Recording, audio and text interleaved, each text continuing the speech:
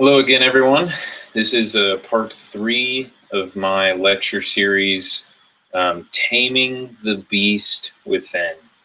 And then the rest of this series of videos is going to be me kind of going over more in depth the things we talked about in the 2 previous episodes, just to elaborate more on them and help everyone understand them better. So these are some of the topics we talked about last time. Another one is this is a part of something I call alpha energetics, the foundations for reclaiming that primal energy that's at the foundation of every human being on the planet.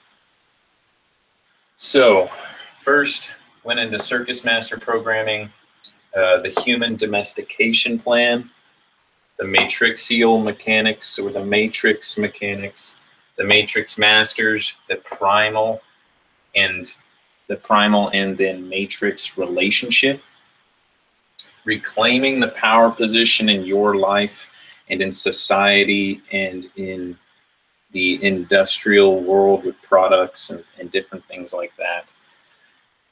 And then the primordial revival, which involves the unplugging from the matrix, the society, the ego, all of these other things, and a reclamation and then a revival of the primordial self, the primal self, and a reconnection and a reconstitution of that, so that that primal self, the foundation, the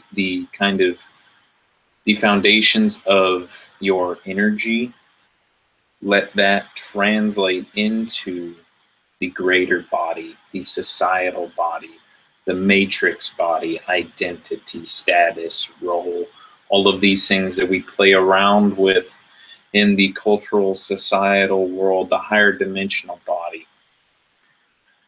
So we're going to start with Circus Master Programming. I'm going to erase this real quick just so I can get some room. This video is going to mostly focus on Circus Master Programming. It's the mechanics that underlie the human domestication, the process of domesticating human beings into perfect subservient slaves, perfect submissive, docile, non-questioning, non-expansive human beings. So creating the perfect slave race. Let's go into the Circus Master Programming a lot deeper, just because a lot of people are still entranced and still ensnared and entrapped inside of this invisible prison, this cage for your mind and your body, this cage that your beast, the primal self, lives within. So, one second. Oh.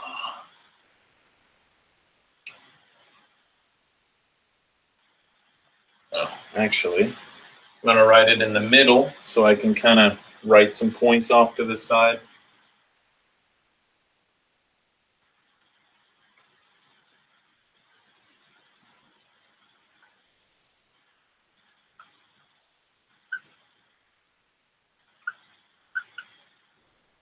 I think that's how you spell programming. Let me know if I'm wrong. Circus Master Programming. This is a literal meaning. So it's the meaning that you would imagine that you would assign to a circus master, someone who is the master of the animals in the show, in the performance. And the performance is a metaphor for society as a whole.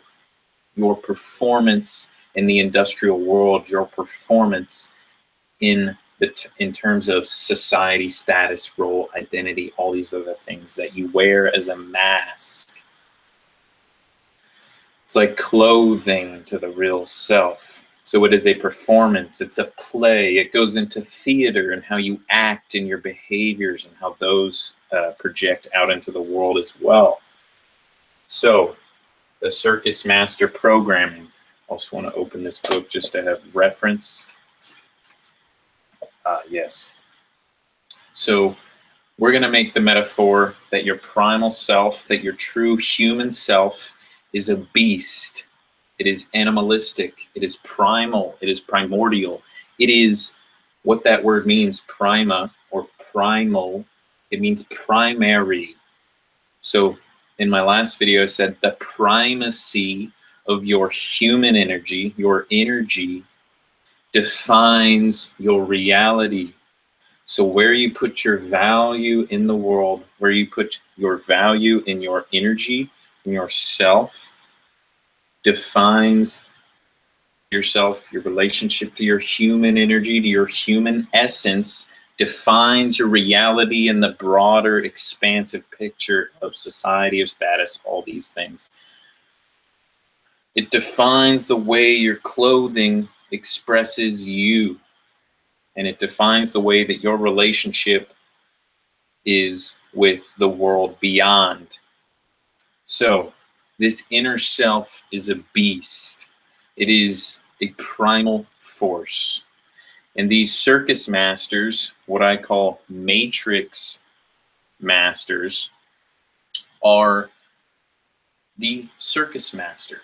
So what is a circus master do to domesticate a tiger? And where we have to start out is we have to start out when we're children. This is where it all starts. So with everyone, we start out as babies, of course. We're born and we express pure energy. That is why babies are associated with bringing light back into marriages, light back into relationships, is because they are bursting. They're bursting with energy and expression and potential. They're like a blank canvas, in a sense.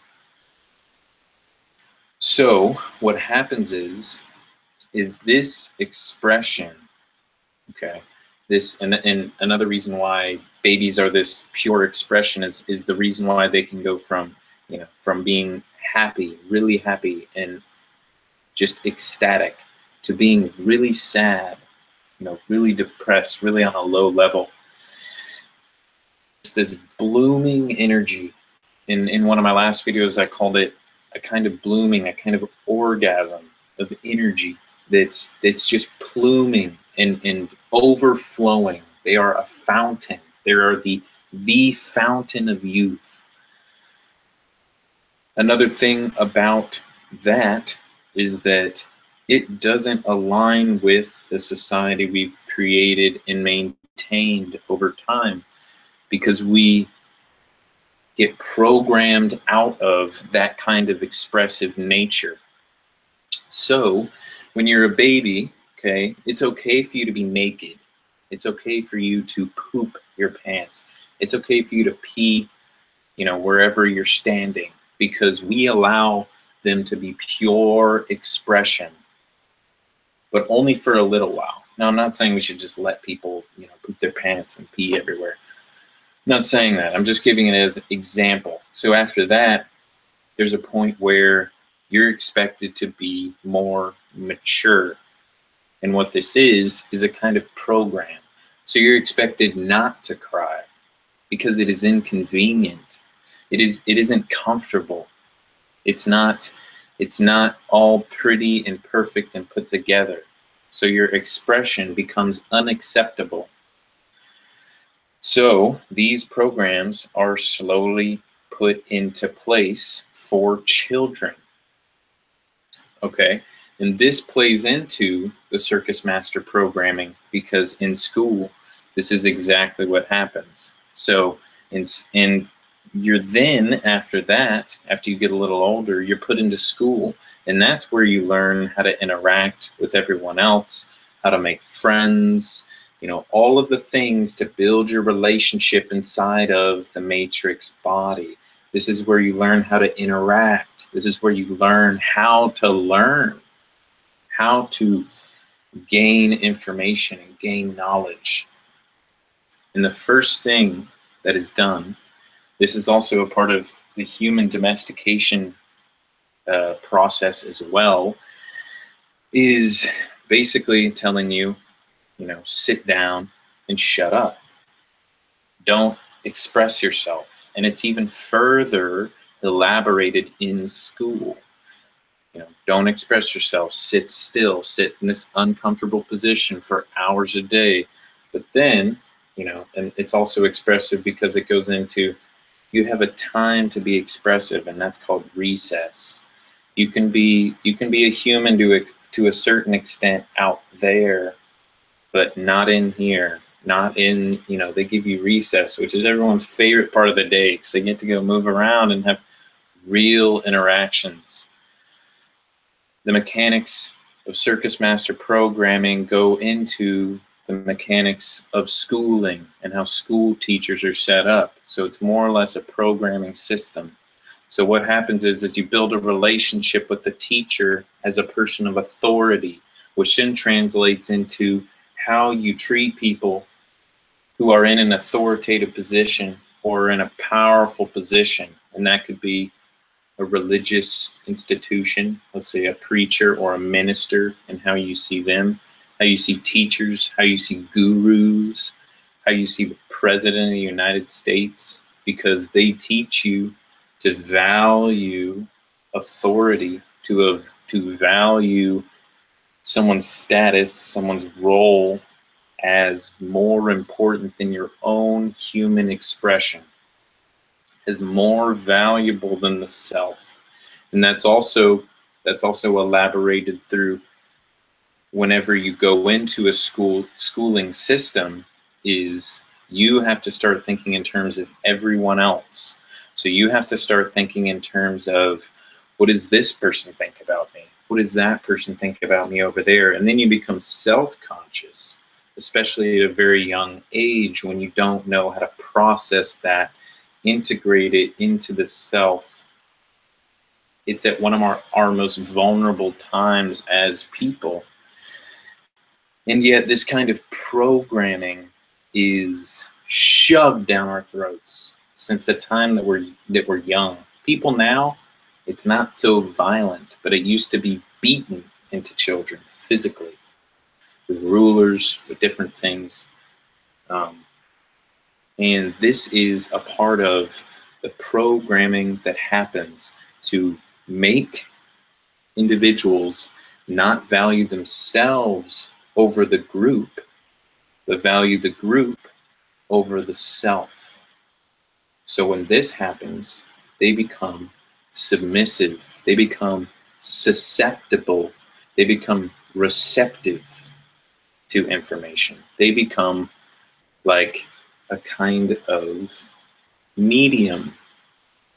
They don't become expressive.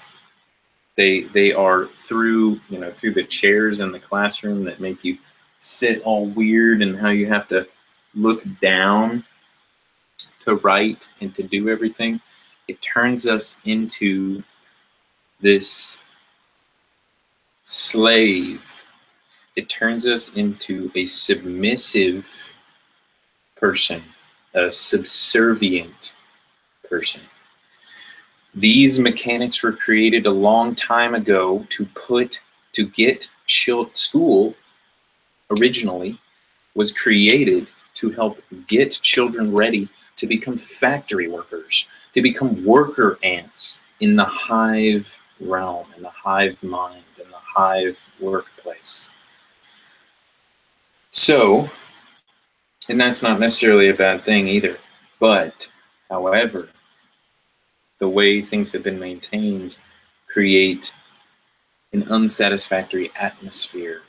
So these are the mechanics, basically getting you to be subservient and to be a perfect kind of worker ant, to be perfect for being receptive to other people's plans and agendas and information, but not receptive to your own. So it basically devolves the individual and then cultivates the relationship to others. So what other people think of you, instead of actually expressing what you feel.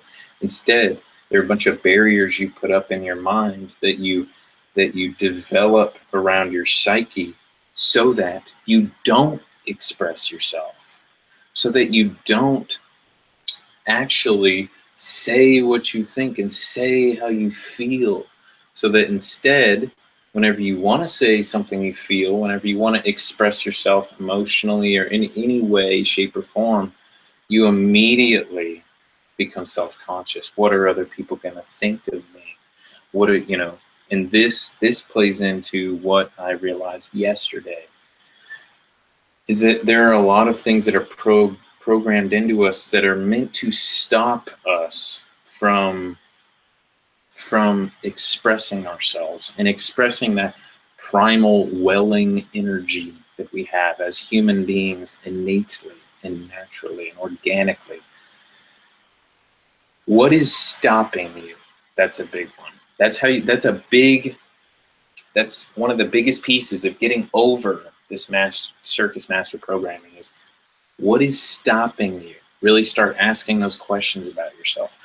What is stopping you from getting your goals, from getting your dreams, from expressing yourself, from being yourself, which is the most attractive force you can garner in the world, is yourself, vibrating at your own rhythm. Really, really start to resonate instead of essentially indoctrinate. Instead of being submissive, be expressive, even if that means you are going to be rejected. Because a big part about social rejection is that it plays into the wild part of ourselves, our reptilian brain, our survivalistic brain, that has a collective memory that goes back to the beginning of time. So at one point in the wild, in a kind of pack, hunter-gatherer society kind of structure, social exile also meant actual physical exile from the pack. And in a wild situation, you don't want to be alone, because then when you're in trouble, no one can help you. So it almost always means death. Okay? So what we as individuals, our reptilian analytical brain associates social rejection with death. And in fact, this is where all fear stems from, is death. So your fear, social rejection, your fear of rejection at all, your fears, all of them trace back to your fear of death. And if you confront your fear of death, you realize that you are the one who has the power, and that there are a lot of people who feed on these instincts, or these kind of programs that your collective experiential memory, your collective human memory knows. But you, in this modern world, know on an intellectual level, okay, if someone says, they don't agree with me, that doesn't necessarily mean death unless they then threaten me. But this part of your brain associates that with death. So then that's how you react on that lower level. That's how everyone reacts. So their mind comes up with things to do instead. Instead of expressing yourself truly right now, you could say this, and this would lean a little more towards what they might think. So as you can see, your brain has programs. They're all over the place. What needs to be done first is acknowledging that they're there, or else the circus masters will have control of you in every respect.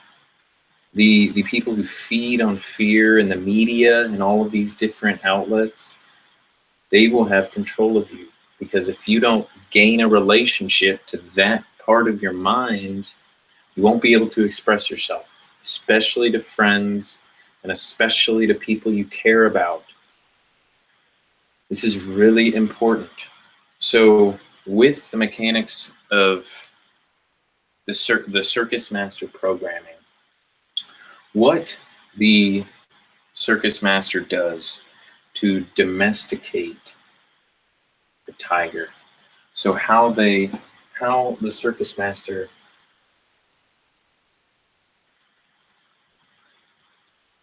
tames the beast.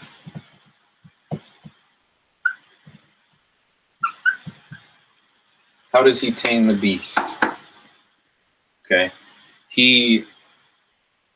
what he does is, first, if the tiger is born into captivity, which is how a lot of people is. People are born into the matrix, and so they don't realize they live in a prison. They live in an energetic construct until it is, in most circumstances, too late. They haven't experienced that yet. So one of the first things, if the tiger is born into this captivity, what they do from a very young age is they put programs into place to make the tiger feel as though it is smaller, it is less powerful than the master. One of these things is a cage.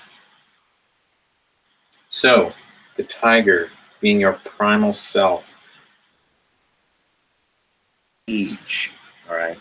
What the Circus Master does is he feeds the tiger, okay?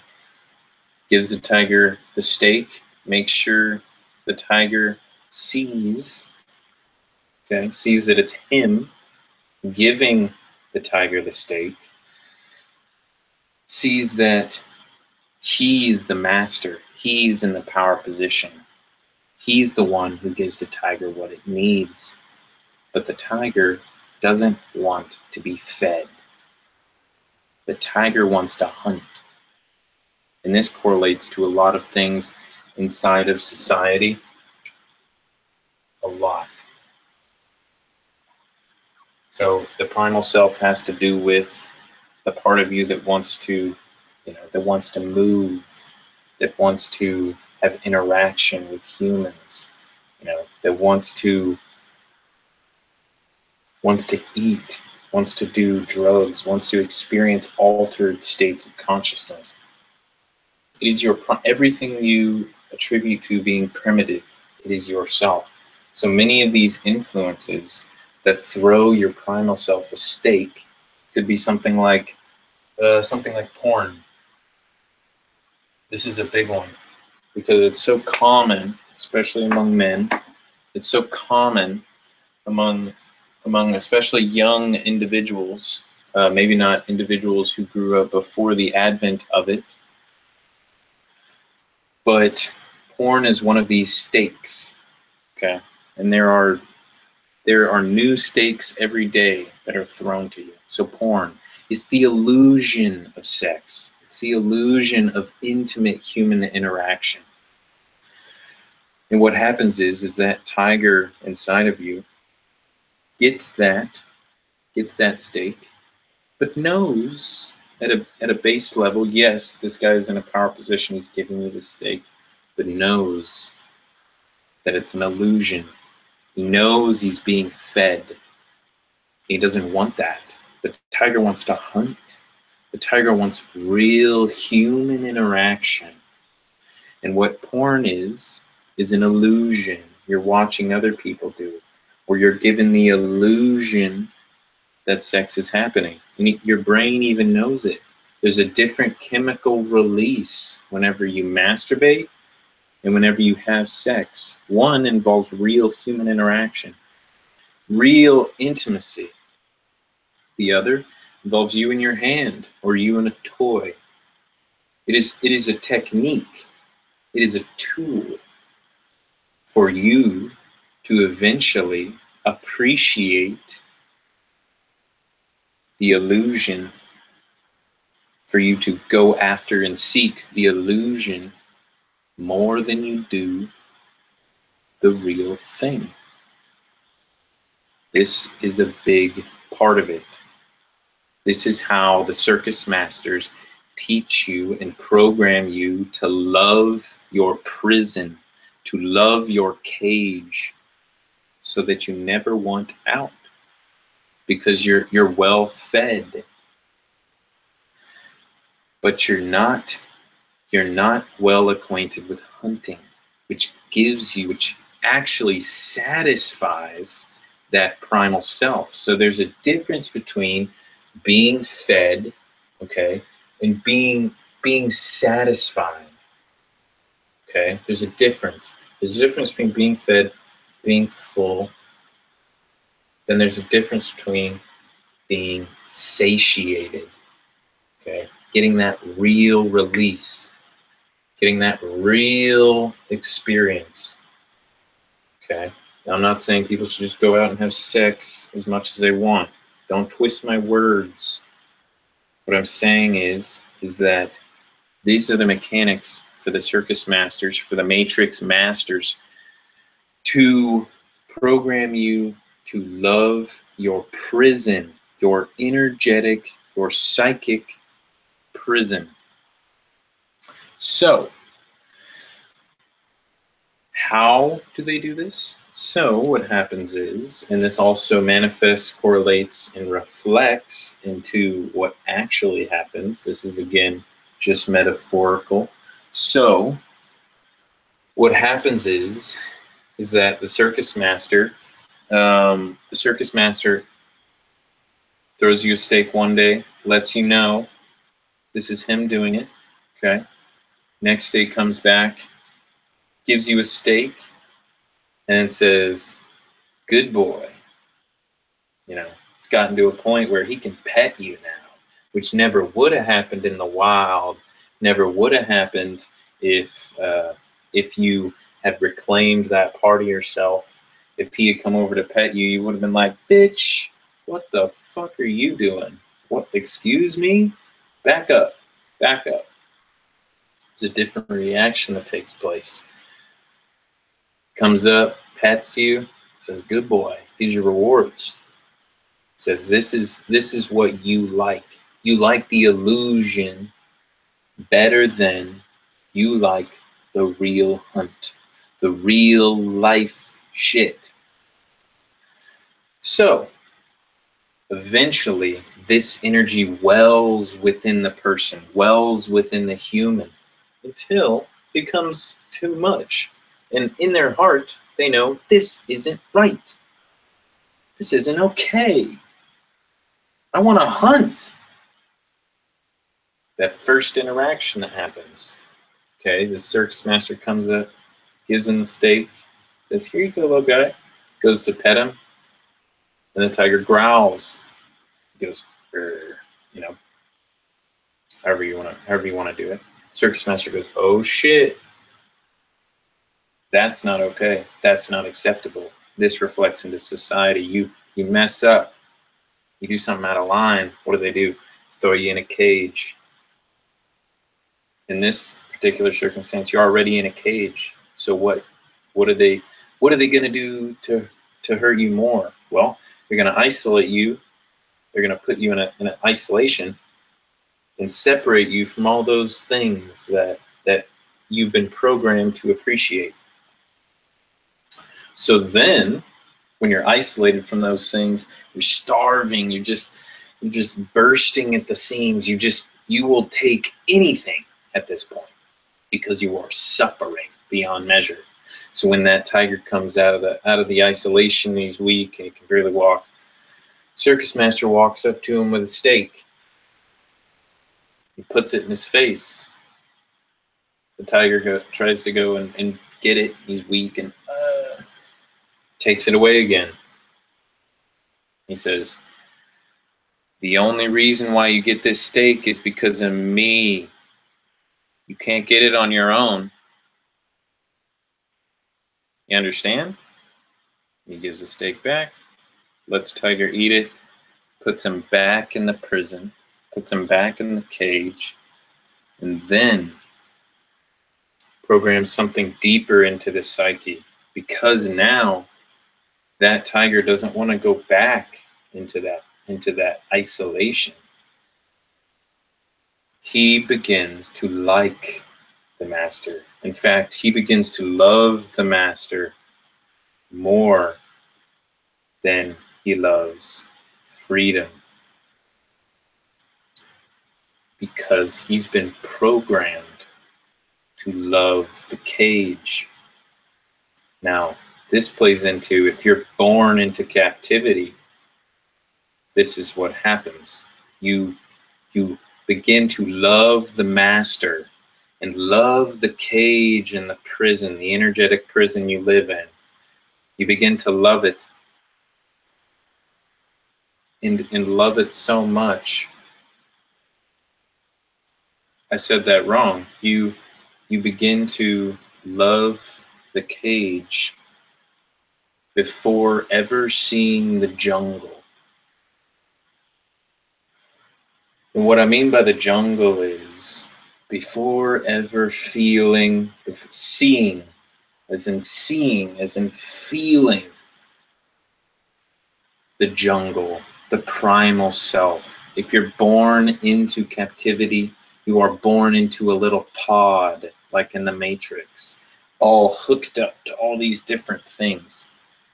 All these little plugs in your body that you have. When Neo sheds, when he gets out of the pod, all of those things are all your attachments to the cage, all your attachments to the master, all of your programming that you are breaking free from, so that you can expand beyond, so that you can go back to the jungle, so that you can feel what it's like to be a tiger, to be an actual human. The Circus Master programming is teaching you to love the cage before you ever see the jungle. Okay, some people are born in the jungle and then they get taken into captivity. Those people are harder to break. A stallion is much harder to break than a domesticated individual. So if you're born into a nature world, an expressive world, you see the attachments people have. You see all the plugs and cords and all of these hooks in their mind and their body, and you see how they're like a puppet on a string, how they're being played like a fiddle, because they have learned over time to love the Matrix, to love the conceptual world, the world of illusion, more than the real primal human self. And the more that they put value on the conceptual self, on the Matrix self, the more they lose touch with their primal self, the less relationship that they have to the primal self. And what this does after that is it builds and builds and builds inside of them. Because again, the primal self never goes away completely. That part of you that wants to hunt doesn't go away. It just condenses. It just becomes more dense and compact. One day, it just takes one trigger to set it off like dynamite. And then you get someone shooting up a school. You get someone raping someone. You get someone, and I'm not making an excuse for them. You get someone going insane.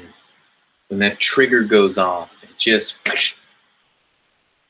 and they're never the same again. And most often, they're put in that isolation, and they never get to come back here. You know I'm saying? It's not something necessarily wrong with that. If you do something terrible, This is a kind of revealing to you what it is that drives people to do these things. This is one of the main problems in this world. It's that we have let circus masters, we have let matrix masters of this modern world tell us how to feel, tell us how to act, tell us how to speak. We've let them tell us how to build relationships to ourselves and to the people around us. What these circus masters want is they don't want you to be a tiger. They want you to be a pussy.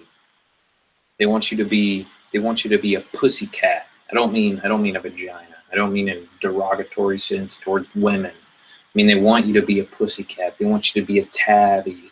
They want you to be domesticated. They want you to have your little stand in, your little scratch post.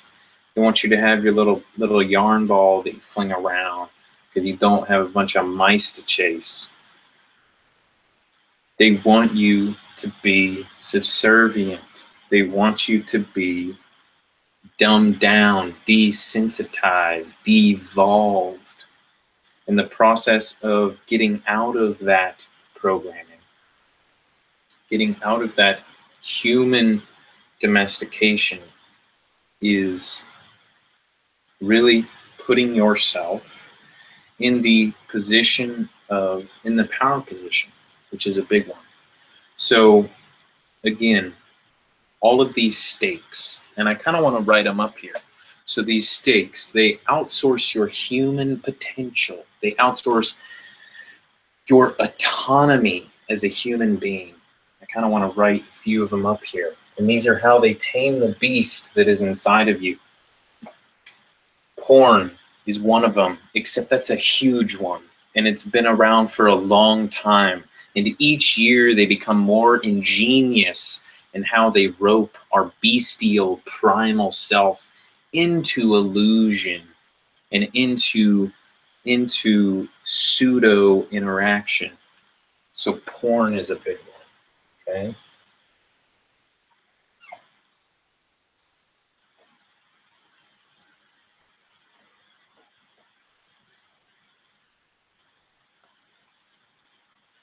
I wrote shoes with supports in them. And this also interplays and kind of interacts with just supports in general. But I'll point out shoes. Shoes, okay? A lot of shoes are made with arch supports and things like that.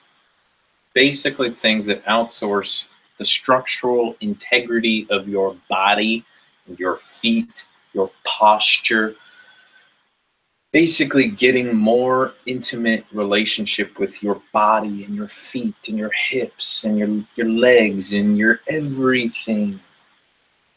What it does is it says you don't need to develop that part of yourself. You don't need to develop this structural dysfunction in your body that you have. We're going to give you something so you can depend on us for wellness, for well-being, the well-being.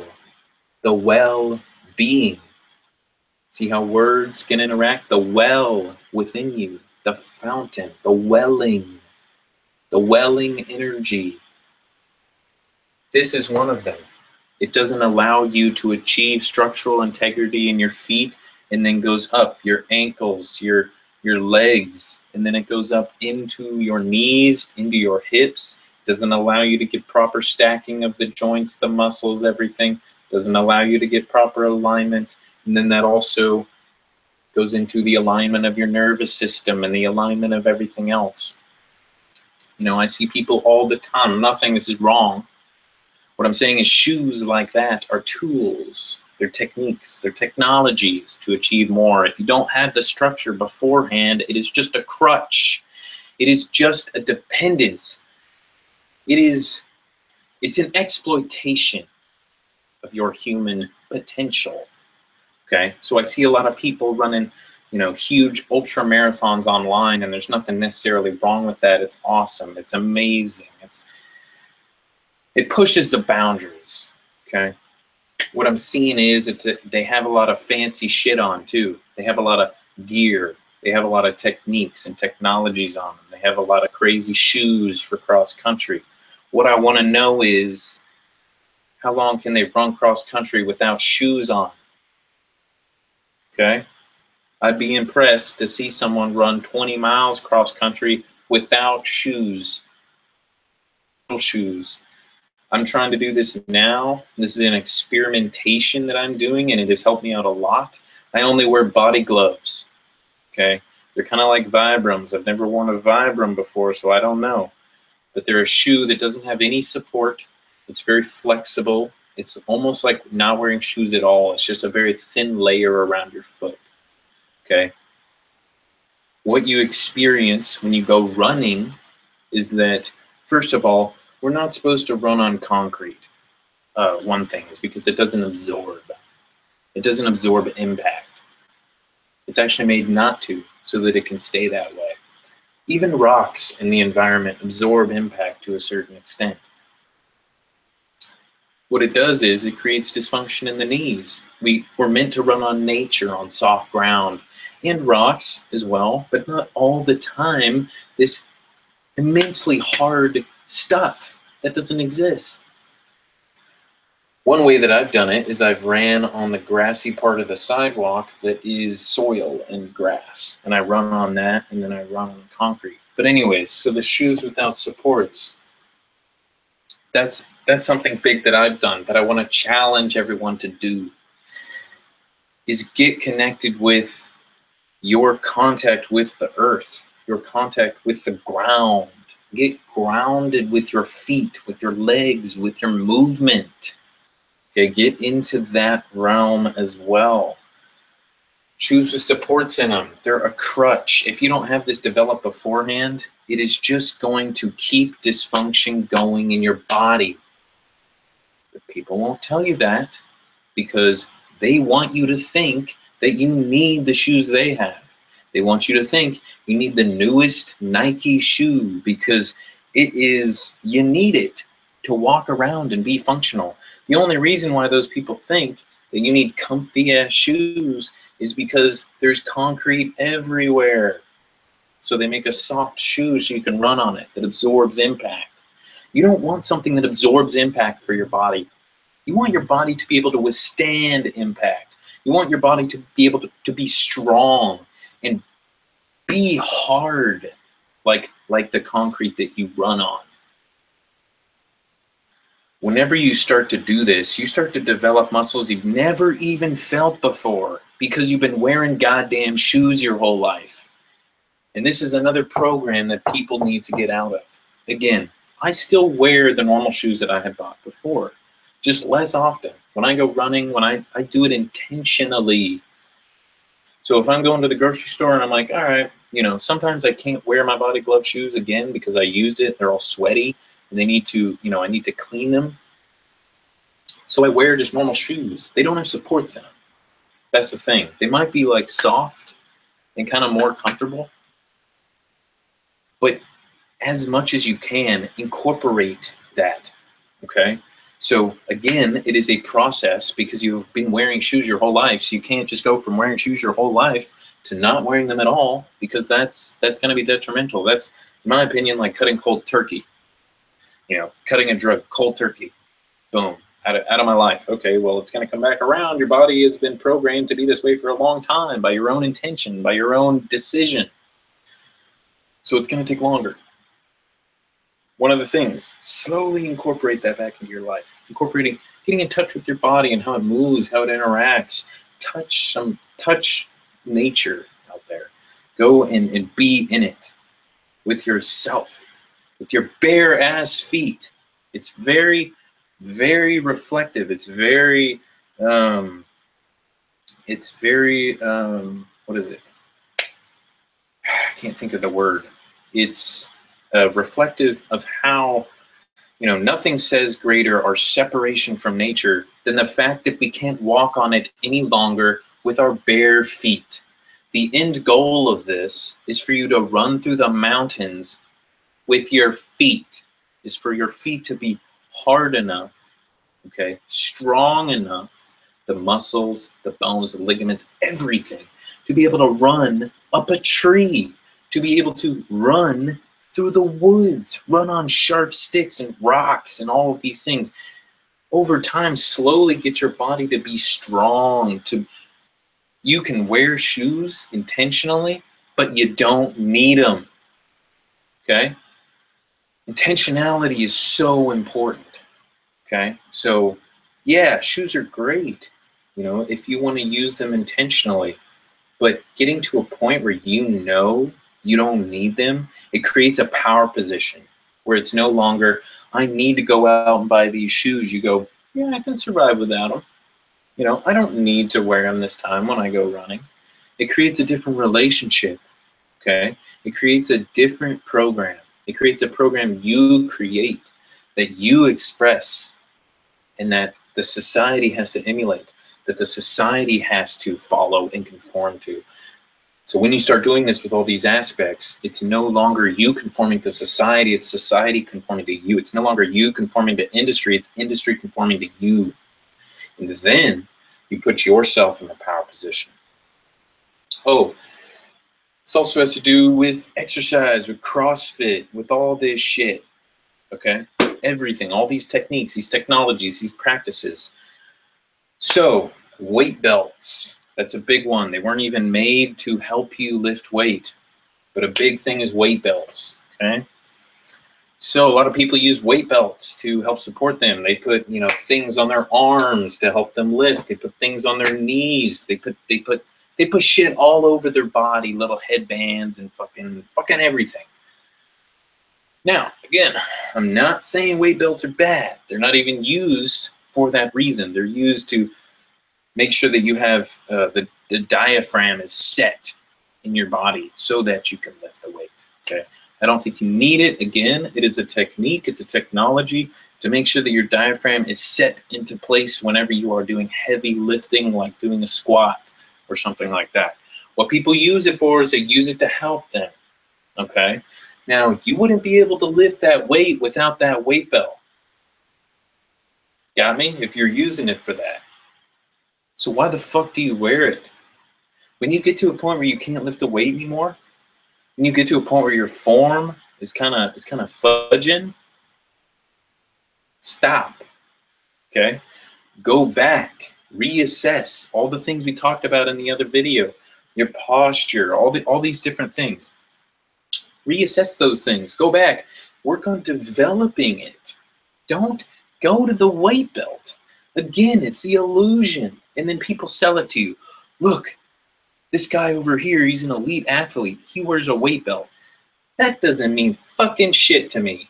Who cares if he's wearing a weight belt? Don't be like everyone else, okay?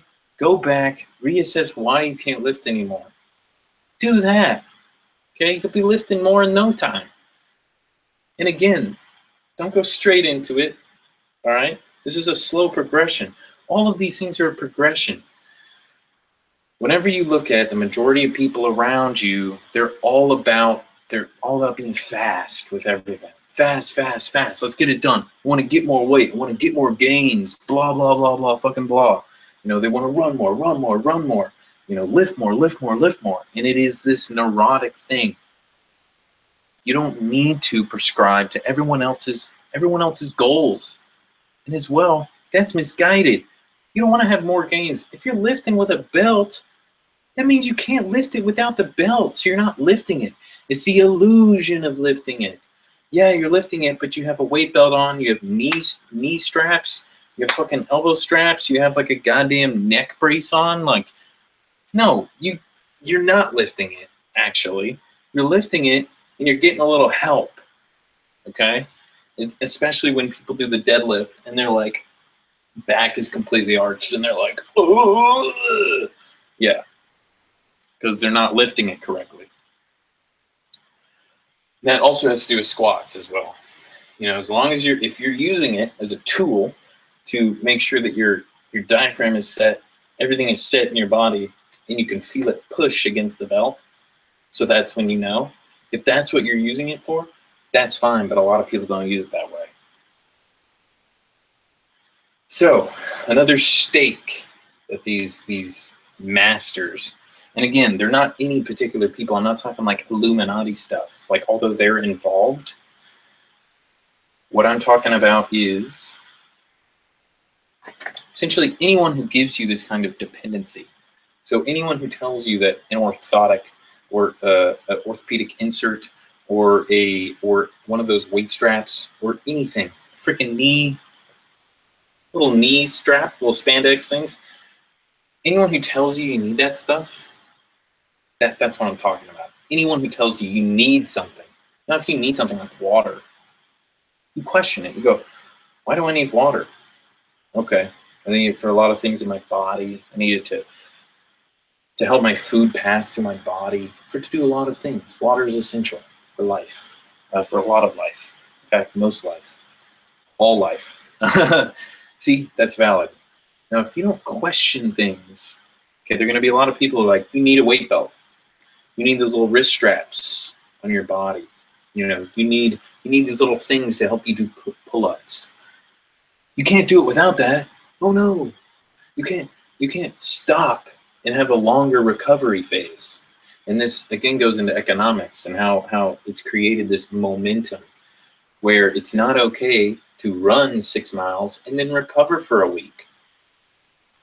I just ran in the green belt the other day with my body gloves, and because I had been running on them for so long, I didn't need to recover that long.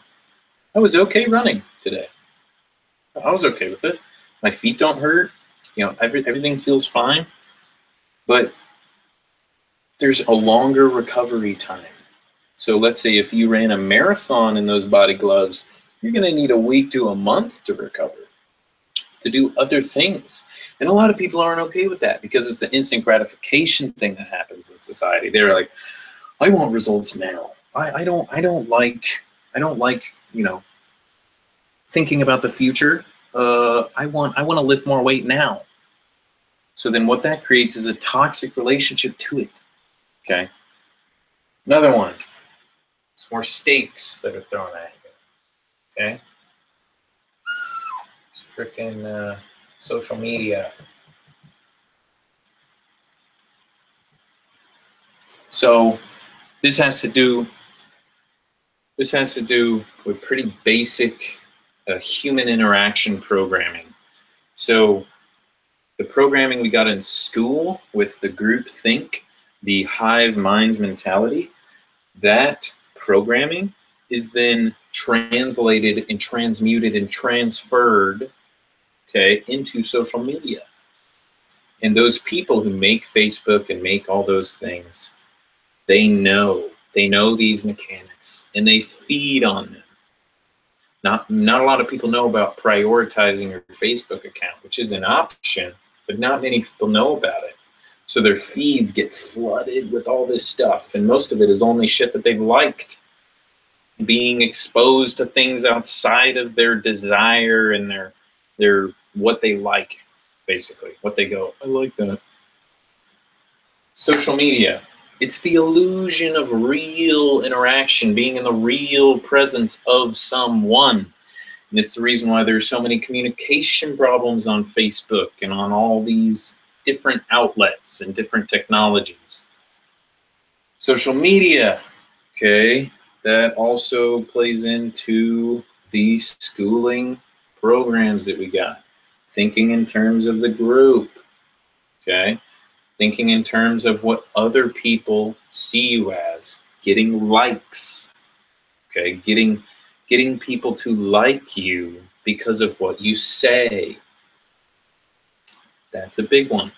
Because in real human interaction, chemicals are released when you are liked by someone, when someone agrees with you, when you connect on a deep level with someone. Chemicals are released because that's your brain's way of saying, this is a good thing. This is a good thing, good interaction. It's the way your brain it's the way your brain it's the way your brain interacts with reality, with people. Okay, what Facebook has done, and you'll see because there's no dislike button on Facebook. There is on YouTube, but not on Facebook. There's no balance. So you live on the likes. You live on those things. And what the like does is it also produces a chemical reaction, but there's no real human interaction there. There's none of that stuff. So what it does is it's basically a drug response. It's basically just it's just basically producing dopamine in your brain, the feel-good chemical. There isn't the oxytocin, the human interaction chemicals that you get when there's a real human being in your presence. You don't get that. You don't get that real connection. You get a like. What that does is it's just a dopamine response in your brain. It's like a drip all day long. Like, that's awesome. Like. And the more likes you get, the better you feel about yourself. And then you identify yourself with this constructed identity, with this illusion of real human interaction. And then they create more and more ingenious ways to get you pulled into this interaction with yourself and others, until you care more about your digital identity than your real human self and your real human identity and your real human expression. Social media, okay, may not look like it from, the perspective of someone on Facebook. Social media people, the high ups, they are a part of the group of Circus masters. They're a part of the group of individuals called Matrix Masters, the people who've mastered the mechanics of human beings so that they can make you willingly pursue their agenda instead of your own, for your own human self. So, social media, the illusion of real human interaction. It is just a tool, it's just a technique. So if you don't have interaction with yourself, with your human self, if you don't have that first primary interaction with your own self and your own body and all this stuff, and then the environment that you live in outside of yourself, if you don't have, if you haven't developed interaction with that and relationship with that, social media is going to rule your fucking mind. It is going to rule your world because you haven't developed the foundation of it. So the foundation of these tools is yourself, is your relationship to yourself, is your intention. And then you don't express these things in social media because you don't know how to. So instead of using social media as a platform for success and as a platform for your agendas and your plans and your future, you use it, okay, to be a part of other people's stuff, as in Facebook stuff, as in everyone else's. So you become a follower. That's why there's always followings. Now, I'm not saying that followings are bad, because some people follow my stuff. So you're like, Sam, that's hypocritical. No, it's not, because a following is good, but if they're following you because they haven't developed those things, there's a big difference. Blindly following is different than being like, you're fucking awesome. I like you. I'm awesome too. Great. Let's do things. Let's make shit happen. Okay? What I'm talking about is blind following, which is a lot that happens on social media. It's just a bunch of powerful people, okay, that are putting stuff out and just getting likes and getting all that dopamine, just getting all that stuff from people. Just, oh yeah, it feeds them and feeds them. And then that's all that people do. They just look at other people's shit. They don't make shit for themselves. And it becomes toxic. It becomes a toxic relationship to social media, which is really supposed to be a tool for our creative potential. It is a tool. It's a technique. It's a technology. Okay? It's supposed to be used 2, guess what? Be like a sword. So I'm gonna attribute it to a sword. Again, just a metaphor, technology, technique, a sword. So you go out and do a battle. You just have yourself. Okay, awesome. You're strong. You know, you have fighting down. Oh yeah, fuck you. So you go out and you're fighting. You're good, karate chopping. You know, fucking punching. You're like, yeah. Okay, you have those things down. You're real strong. You're real versatile with fighting. But then someone comes along and makes a sword. You have a little extension. You have a giant sharp object you didn't have before. Use all the same moves, blocking, you know, punching. And then you can even incorporate metal gloves. Like, all these things outside of ourselves help. But if you were to give a 4-year-old a sword, if you were to give something that's very underdeveloped one of these things, they're just going to not know what to do with it. They're going to be like, hey, hey, hey, hey. And then someone's going to be able to come along and be like, hey, you could use that sword to help me build my house. And then you don't use it for protecting yourself and fighting yourself. You use it for something it doesn't have to be used for. People can just exploit you. And that's what happens on social media. There's a lot of great things and a lot of great people on social media.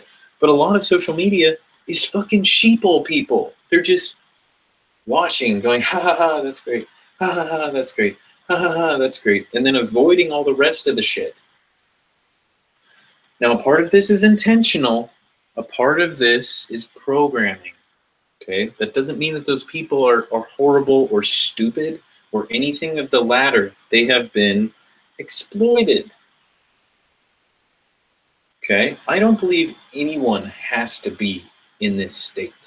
I don't believe anyone is stupid or unintelligent or unable to notice and realize and recognize these things. It's a process of, are you okay with being a blind follower? Are you okay with being a conformity, being a convention? Are you okay with going with the status flow and going with the consensus? Are you okay with that? If you're okay with being a follower of other people and not being an individual and expressing yourself, do that to your fullest extent. If you just want to lead the way for everyone else to do what they want to do, that's fine. There's always room for that kind of thing. So there's always room to let other people go ahead of you. Hey, I had my turn to speak, now it's yours. There's always that. But if it's always that, it's toxic. Okay, if it's always that, you're just exploited. You're a puppet on a string. All right. Social media, again, another thing. Is that with kids nowadays, this is a big problem. And this is something I really want to elaborate on with as many people as possible, because we need to get kids out of this programming. Okay? When they get older, we need to expose them to technology maybe a little earlier, and a little earlier, but also earlier, develop this relationship I'm talking about with culture and society. Turn them from being a consumer to being a creator. Of course, there are things children shouldn't do. Hey, you shouldn't hit your friend in the face. I'm not saying stupid shit like that. What I'm saying is that we need to get them to be able to be programmed, to be able to accept things and accept ideas and programmings and things like this, but also be able to project them. Understand that their projection is primary, that their projection is more important. It's more important than everything because it is the only part of ourselves that we have. It is the most sacred part of our human nature. It's our expression. It's how we communicate. It's how we relate. It's how we interact. It's so important.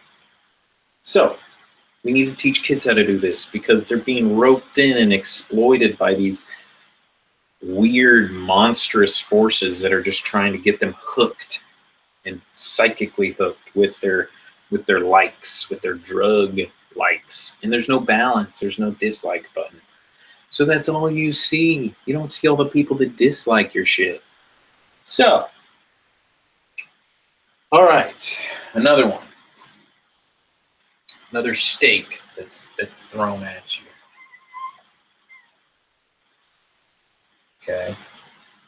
All right. Is products.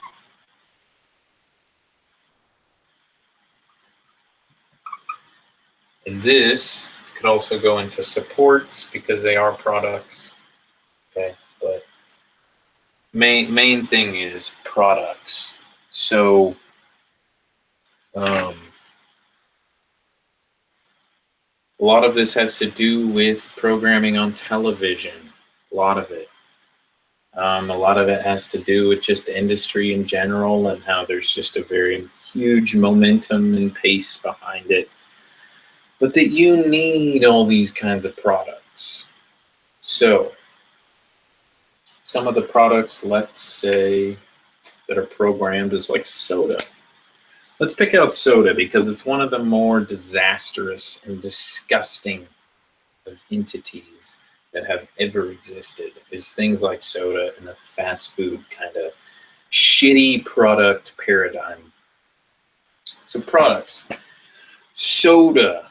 Very, very similar way to how social media is programming people, is that let's pick apart a soda commercial.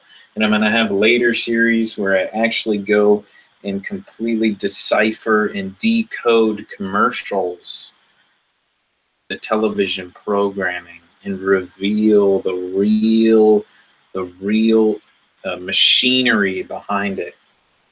This products. Soda. Soda commercials usually go like this. It's a spinning soda bottle, okay? It looks all pretty and shiny and it's all choreographed and all fucking fake, okay?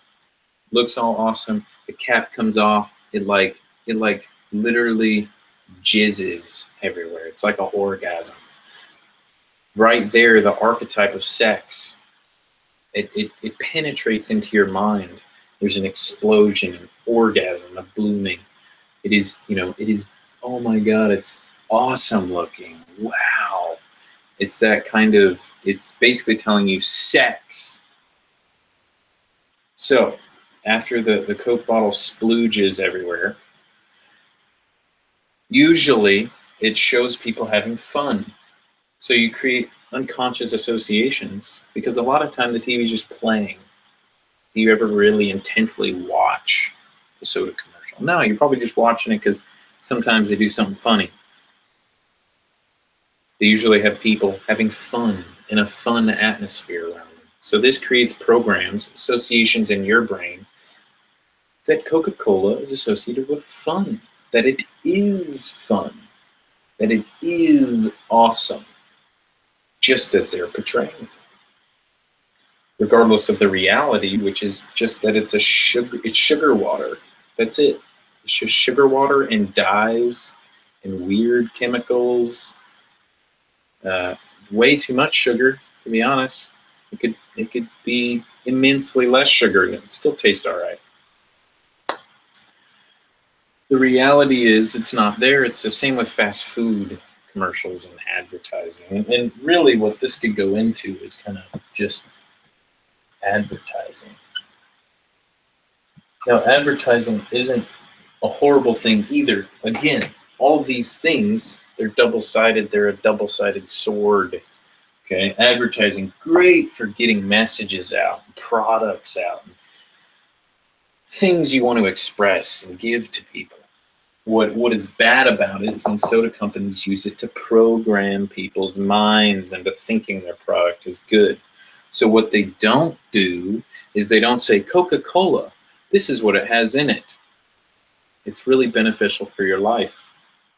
It's really beneficial for your body and your mind, and all of these things.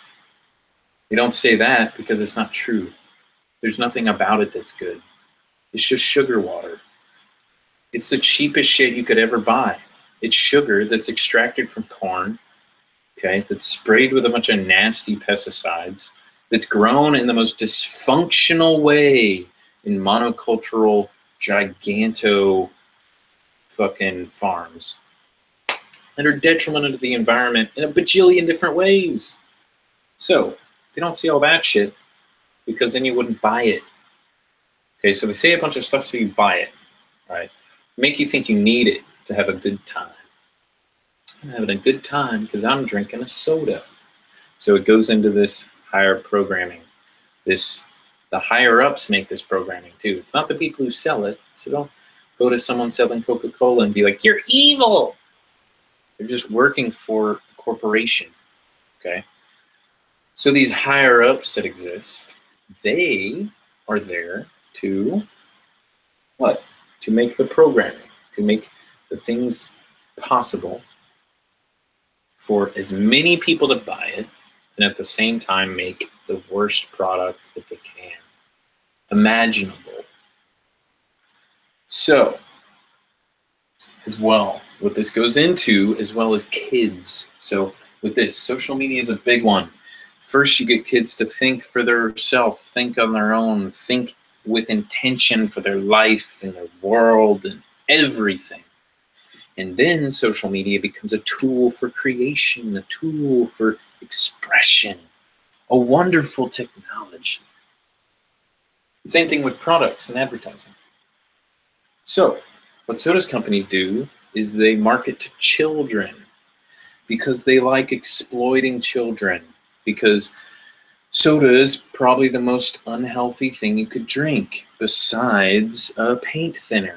It's terrible. Besides giving a child alcohol, literally just whiskey, besides giving them whiskey or paint thinner, it is right there. It's right there. And that's what sugar does in your liver. That's why there's non-alcoholic fatty liver disease, an epidemic in children, is because of sugary food and soda. That's sugary food and sugary drinks and sugary shit all day. It creates a giant momentum of stress and chronic illness.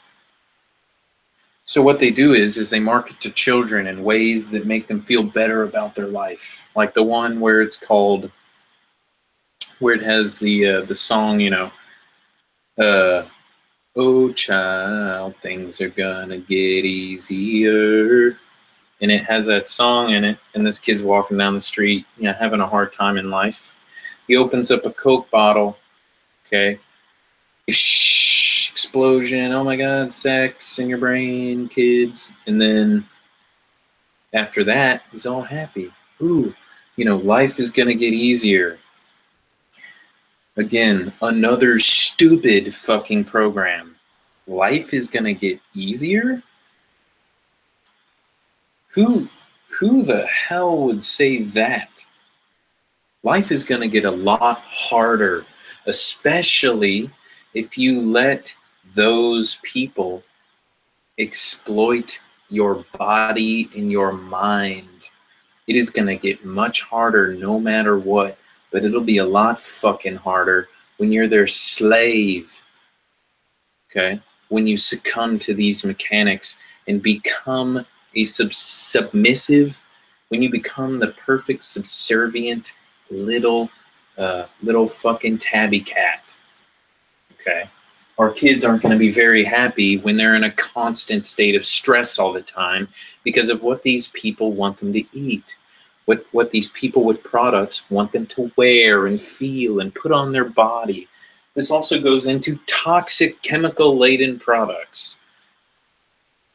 Shampoo, care products, blah, blah, blah. Most of those beauty products are from the fucking Nazis. Like, are from horrible eugenics people, okay? All of those products are superficial. They don't give you health and well-being and the welling and the well-being of your body and giving you the foundational stuff to build those things, like your hair and like your skin and like your body, everything. The beauty industry, okay, it's on the same level as the supplement industry. there's a lot of great beauty products, but they're in the health and wellness aisle. They're not in the fucking normal beauty aisle. That's chemical laden shit. Okay, that you're gonna have your hair falling out in 10 years. Okay? Just fucking be prepared for it, because it's gonna fucking happen. So you want to go get the essential oils shit, the actual fats you put in your hair, the actual stuff. You want to get the henna, which is an ancient technology. You want to get all the things, and I'm not going to start lecturing everyone on what to buy. The products, again, why do you buy that cleaner over that one? Okay? I do a lot of posts on diatomaceous earth because it's actually a cleaner. It actually cleans out your body of parasites and viruses and heavy metals and all this stuff. And it also does that for your house. So you could be putting it in water. Okay, put some essential oils in there. Okay, put some other shit in there.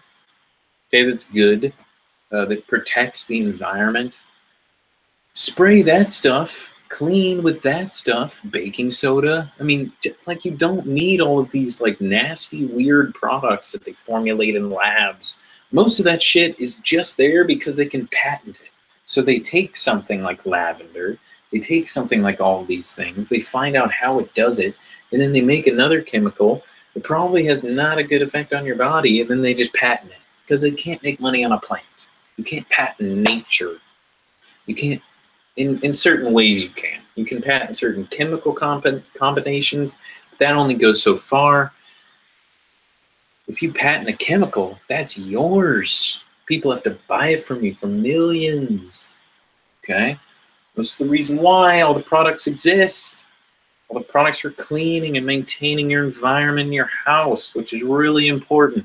The energy and the environment in your home, incredibly important. Think of your external world as your external body. So think of your environment as your body, because it is. So there's the internal. So when I made that video, we go from the ground up. We go from posture in your feet all the way up to your hips, all the way up to your lungs, to your heart, to all of this, to your throat, expanding up. Throat, mouth, nose, brain, and then it comes up, comes out. Okay, out here. Okay, all this stuff out here, your room, your house, your environment, the things you have in your life, the friends you have, the relationships you have to all of it. And then guess what that does? It creates a torus. So it comes up, goes around, and then it comes back from the ground up. Up, up, up, up, up. Around, and it creates the torrid structure, the torus field. Okay, and this is how we breathe and come back down. Breathe and come back down. It's the motion of it. It's the motion of how the energy works through your body.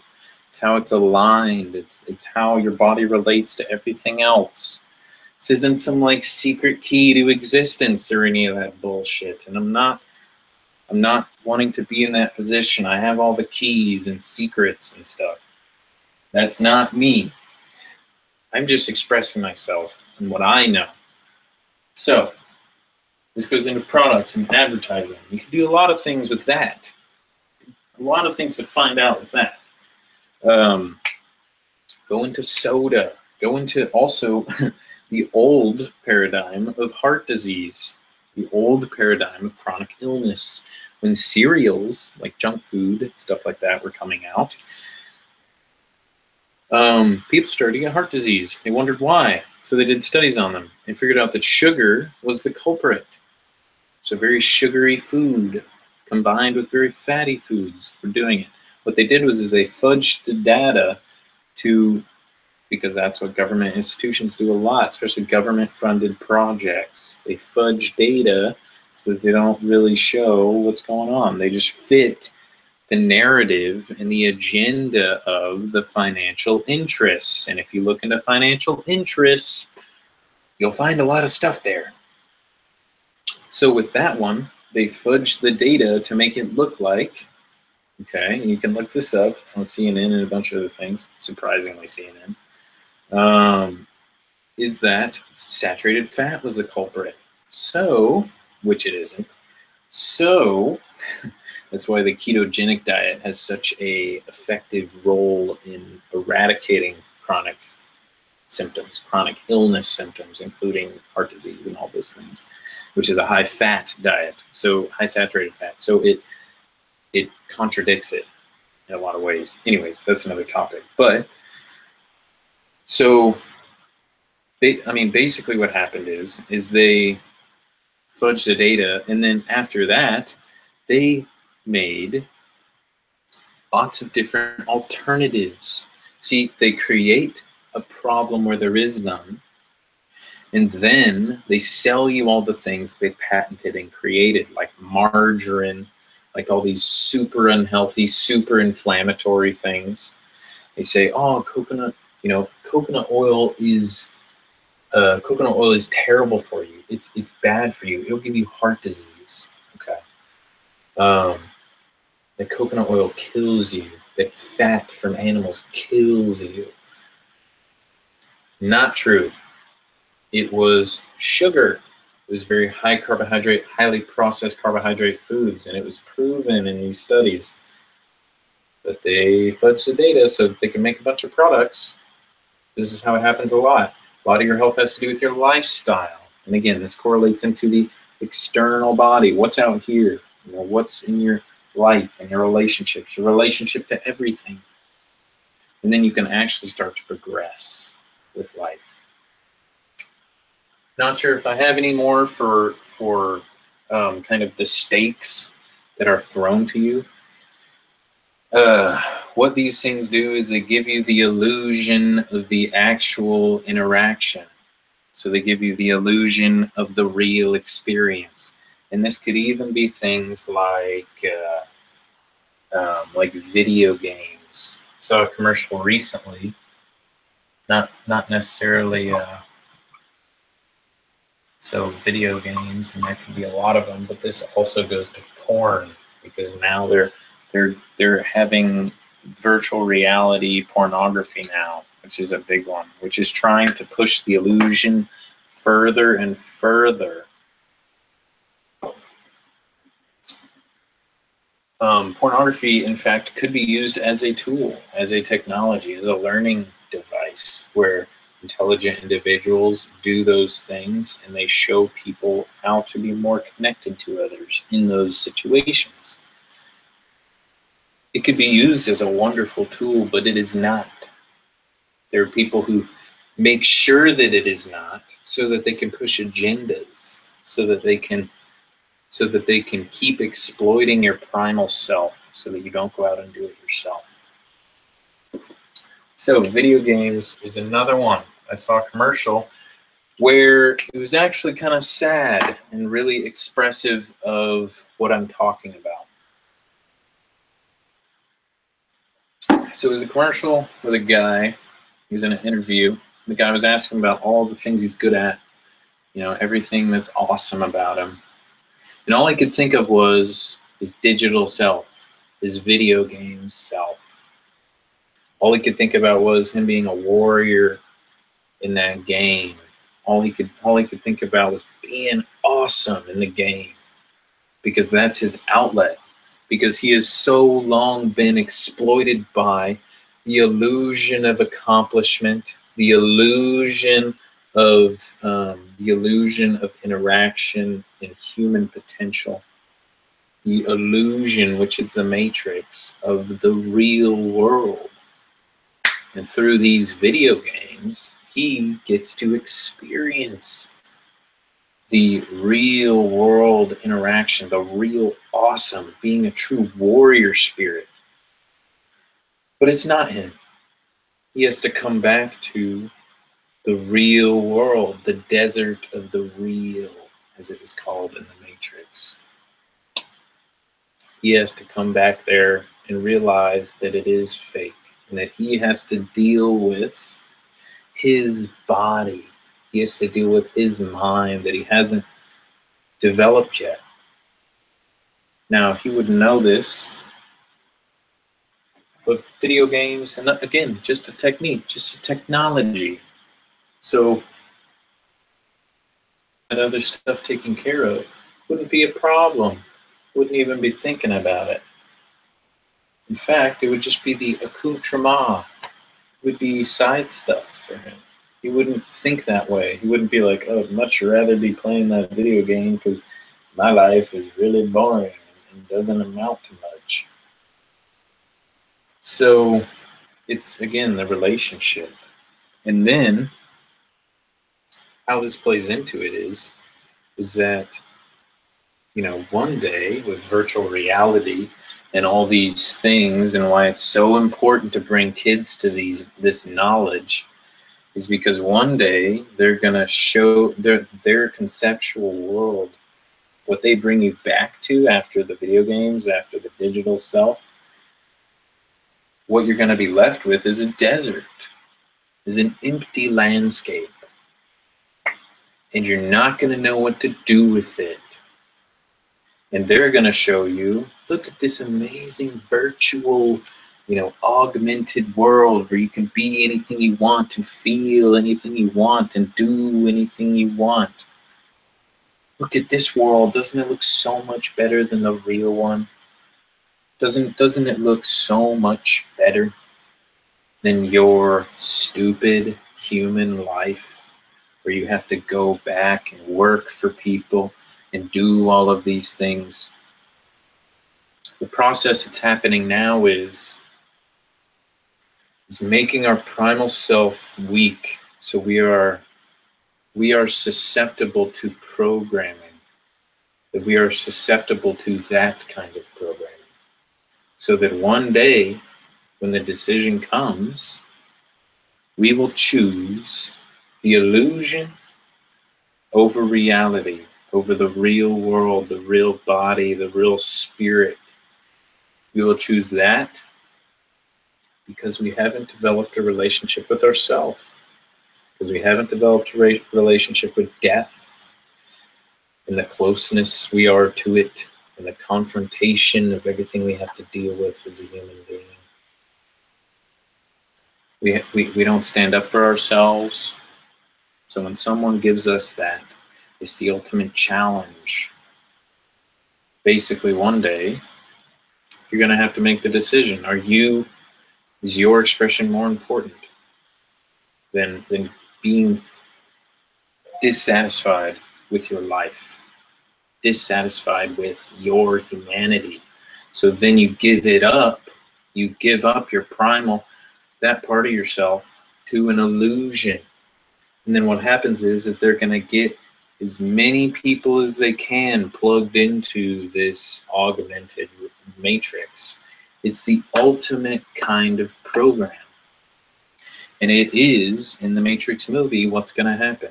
We're going to get people to first willingly give up their physical form, their humanity, to live inside the matrix, to become a program, to become a cog in the machine. And what I think is going to happen when that happens, when people start giving up their humanity to become a part of the machine, is that we will be given a playpen, a kind of cattle pen, where our stuff, our energy that we put into the system is just siphoned to the gods of the system, to the masters, the creators of it. And they're going to have the real power and the real knowledge and the real stuff.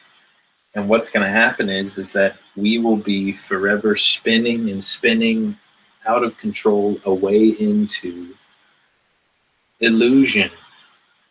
And all the while we will be completely and utterly exploited. We will be, as a race, molested by these matrix masters. And the only reason they don't have this control now is because they haven't orchestrated such an ingenious plan until now.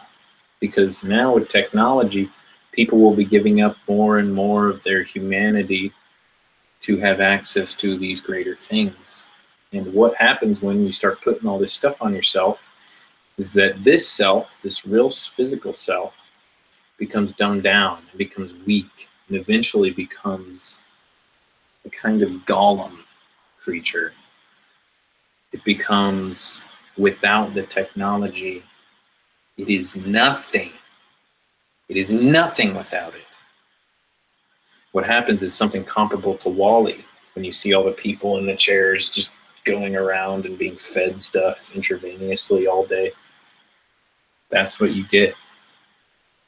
It reminds me of a picture of, it was an artist painting or drawing, and it had people with VR goggles on that had Facebook and all the augmented reality stuff with a needle in their arm that was feeding them stuff, and they had a soda in their hand, and there's a gun to the girl's head.